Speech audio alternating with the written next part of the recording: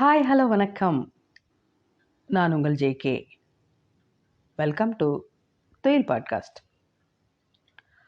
உலக உருண்டையின் உயிர் நாடிகளான தொழிலாளர்கள் அனைவருக்கும் தொழிலாளர்கள் தின நல்வாழ்த்துக்கள்.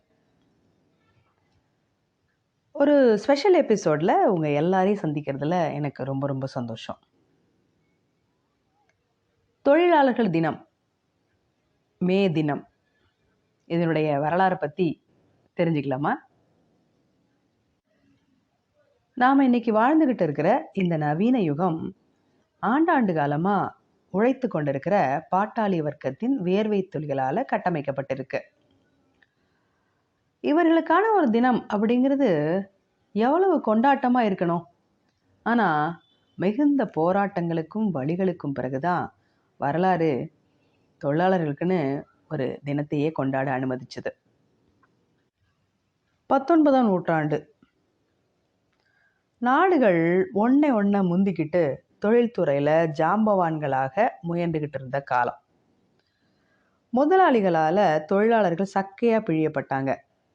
வேலை செய்கிற இடங்கள்ல தொழிலாளர்களுடைய பாதுகாப்புக்கோ நலனுக்கோ முக்கியத்துவம் தரப்படாமல் இருந்த காலம் அது.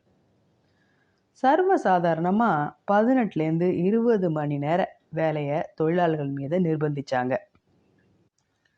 அந்த சூழ்நிலையிலையும் அவங்களுடைய உழைப்புக்கு ஏற்ற ஊதியம் தரப்படாமல் ரொம்ப குறைஞ்ச ஊதியமே வழங்கப்பட்டுச்சு.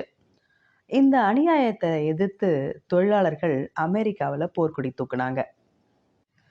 வேலை நிறுத்தங்களிலேயும் ஈடுபட்டாங்க. ஆரம்பத்தில் இந்த வேலை நிறுத்தங்களுடைய பிரதான கோரிக்கை அதிக ஊதியம் அப்படின்னு தான் இருந்துச்சு. ஆனால் வேலை நேரத்தை குறைக்கிறதன் மூலம்தான் அவங்க சுரண்டப்படுறதை தவிர்க்க முடியும் அப்படிங்கிறத உணர்ந்து தொழிலாளருடைய போராட்டம் வேலை நேர குறைப்புக்கான கோரிக்கையாக வலுப்பெற தொடங்குச்சு. 1806ஆம் ஆண்டில் அமெரிக்காவோட பிலடெல்பியா நகரத்தினுடைய தொழிலாளர்கள் போராட்டங்களில் ஈடுபட்டப்போ தான் தொழிலாளர்களுடைய கஷ்டங்களும் அவங்களுடைய உழைப்பின் மீதான சுரண்டல்களும் உலகுக்கே புரிய ஆரம்பிச்சது.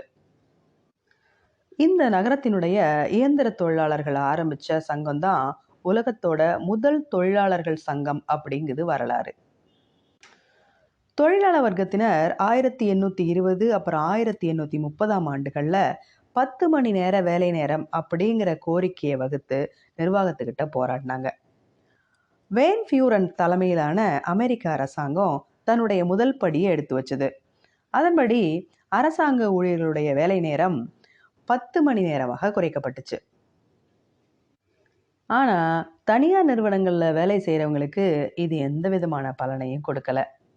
அனைவருக்கும் 10 மணி நேர வேலை அப்படிங்கிற தங்களோட கோரிக்கையோட தொழிலாளர்கள் தொடர்ந்து போராடினாங்க. கார்ல் மார்க்ஸ் அப்புறம் ஏங்கிள்ஸோட கடுமையான உழைப்பில் உருவான கம்யூனிஸ்ட் கட்சியினுடைய அறிக்கை பாட்டாளி வர்க்கத்துக்கிட்ட மிகப்பெரிய தாக்கத்தை ஏற்படுத்துச்சு. உலக தொழிலாளர்களே ஒன்றுபடுங்கள், நீங்கள் இழப்பதற்கு எதுவும் இல்லை, பெறுவதற்கோ பொன்னான ஒரு உலகம் காத்திருக்கிறது என்று மார்க்ஸ் அறைகூவல் விடுத்தார். அவரோட இந்த பிரபலமான வாக்கியம் பல தொழிலாளர்கள் ஒன்றுபடுவதற்கும் பின் நாட்களில் வரலாறு படைக்கவும் காரணமாக அமைஞ்சது. 1850களில் பல இடங்களில் தொழிற்சங்கங்கள் தோன்றி இருந்துச்சு. 10 மணி நேர வேலை கோரிக்கை சங்கங்களுடைய அறிவுறுத்தல்களால் 8 மணி நேர வேலைக்கான கோரிக்கையாக மாறுச்சு. அமெரிக்கா மட்டும் இல்லாமல் எங்கெல்லாம் தொழிலாளர்களுடைய உழைப்பு சுரண்டப்பட்டுச்சோ அங்கெல்லாம் கிளர்ந்தெழுந்தாங்க தொழிலாளர்கள். குறிப்பாக ஆஸ்திரேலியாவினுடைய கட்டட தொழிலாளர்கள் 8 மணி நேர வேலை, 8 மணி நேர பொழுதுபோக்கு, 8 மணி நேர ஓய்வு அப்படிங்கிற தங்களுடைய கோரிக்கையை முன்வச்சு வெற்றியும் கண்டாங்க. இந்த வெற்றி உலகத்தினுடைய அத்தனை தொழிலாளர்களுக்கும் போராடினால் வெற்றி கிட்டும் அப்படிங்கிற உத்வேகத்தை கொடுத்துச்சு. அமெரிக்காவில் அனைத்து தொழிலாளர்களுக்குமான ஒருங்கிணைந்த சங்கத்தினுடைய தேவையை உணர்ந்து 1866 தேசிய தொழிலாளர்கள் சங்கம் தோற்றுவிக்கப்பட்டுச்சு. அதே மாதிரி லண்டனில் ஃபர்ஸ்ட் இன்டர்நேஷனல் அப்படின்னு சொல்லப்படக்கூடிய சர்வதேச தொழிலாளி சங்கம் 1866 ஜெனீவாவில் 8 மணி நேர வேலை நாளுக்கான தீர்மானத்தை நிறைவேற்றுச்சு. இப்படியாக இந்த இரு அமைப்புகளும் ஒரே கொள்கையோடு செயல்பட்டு வந்துச்சு. பல வருடங்களா போராடி பார்த்த தொழிலாளர்கள் 1886ஆம் ஆண்டுல தங்களுடைய கடைசி ஆயுதமா வேலை நிறுத்தம் செய்ய முடிவு செஞ்சாங்க. இதுக்காக அவங்க தேர்ந்தெடுத்த தினம்தான் மே 1. தொழிலாளர்களுடைய எண்ணிக்கையும் அதிகரிச்சிருந்த காலம் அது. இந்த போராட்டங்களுடைய மையப்பகுதியா சிகாகோ இருந்துச்சு. முதலாளித்துவத்தின் மீதான வெறுப்பு நாடு முழுசும் பரவி புரட்சிக்கான உணர்வோடு உழைக்கும் வர்க்கத்தினர் இருந்தாங்க. தங்களுடைய தொழிற்கருவிகளை எல்லாம் கீழே வச்சுட்டு சாலையை நோக்கி திரண்டு வந்த தொழிலாளர்களுடைய படையை பார்த்து உலகமே பிரமிச்சு போச்சு. 8 மணி நேரம் வேலை நாள் அப்படிங்கிற கோஷம் விண்ணை பிளந்துச்சு. ஆயிரம் தொழிலாளர்கள் திரண்டெழுந்து தொழிலாளர் வர்க்கத்தினுடைய மொத்த போராட்ட வரலாற்றையும் மே 1 அப்படிங்கிற இந்த ஒற்றை நாள்ல தூக்கி நிறுத்தினாங்க. புதிய அத்தியாயம் எழுதப்பட்டுச்சு. ஆனா அரசாங்கமும் முதலாளிகளும் இதை பார்த்துக்கிட்டு சும்மா இல்லை. போராடியவங்களை கைது செஞ்சாங்க, தடியடி நடத்தி கூட்டத்தை கலைச்சாங்க. 2 நாளைக்கு அப்புறம் அரசினுடைய இந்த அடக்குமுறையையும் கண்டிச்சு மே 4ஆம் தேதி ஹே மார்க்கெட் சதுக்கத்துல கண்டன கூட்டத்துக்கான அழைப்பு விடுத்தாங்க. அமைதியா மக்கள்லாம் கூடுனாங்க. தலைவர்களோட பேச்சை கூர்ந்து கவனிச்சுக்கிட்டு இருந்தாங்க. வன்முறை நடக்க வாய்ப்பே இல்லை அப்படின்னு அங்க இருந்தவங்க எல்லாம் நம்பிக்கிட்டு இருந்தாங்க. எங்கிருந்தோ எரியப்பட்ட ஒரு குண்டு இராணுவ அதிகாரி ஒருத்தரை கொன்னுடுச்சு. யார் இதை செஞ்சாங்க அப்படிங்கிறத கூட விசாரிக்காம காவலர்கள்லாம் கூட்டத்தை நோக்கி சுட ஆரம்பிச்சாங்க. இதுல 15 தொழிலாளர்கள் பலியானாங்க. 4 பேருக்கு தூக்கு தண்டனை விதிச்சு தீர்ப்பும் அளிச்சாங்க.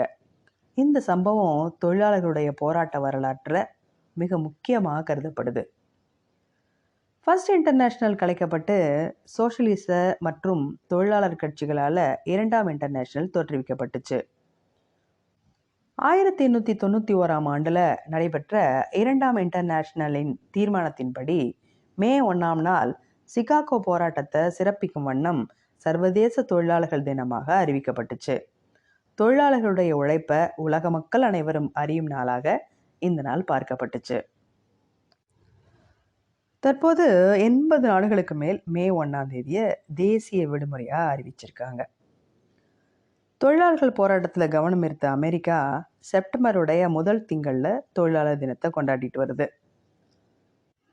இந்தியாவில் முதன்முறையா 1923ஆம் ஆண்டு சிங்காரவேலர் அப்படிங்கிற தமிழர் மே தினத்தை மெரினாவில் செங்கொடி ஏற்றி கொண்டாடி இருக்கிறாரு. 1957ஆவது வருஷம் வரைக்கும் இந்த தினம் விடுமுறை நாளா இந்தியாவில் அறிவிக்கப்படலை. 1957க்கு பிறகு கேரளாவில் ஆட்சிக்கு வந்த கம்யூனிஸ்ட் கட்சி சர்வதேச தொழிலாளர்கள் தினத்தை முன்னிட்டு விடுமுறை நாளா மே 1 நாளா அறிவிச்சது. இந்த நாளோட நினைவாத்தான் மெரினாவில் அண்ணா சதுக்கத்தின் எதிர்ப்புறமா இருக்கிற உழைப்பாளிகள் சிலை 1959ஆம் ஆண்டு எழுப்பப்பட்டுச்சு. அது மட்டும் இல்லாம சென்னையில் உள்ள நேப்பியர் பூங்கா 1990ஆம் ஆண்டு மே தின பூங்கா அப்படின்னு பெயர் மாற்றம் செய்யப்பட்டுச்சு. தொழிலாளர்களும் அவங்களுடைய உழைப்பும் தான் இப்பூ உலகின் இயக்கத்தை நின்று விடாம சுழல வைக்குது. உலகத்துல மிக புனிதம் அப்படின்னு ஒண்ணு இருக்குமே, ஆனா அது தொழிலாளர்களினுடைய வியர்வை துளிகளே அன்றி வேற எதுவாக இருந்து விட முடியும். மீண்டும் சந்திப்போம். நன்றி.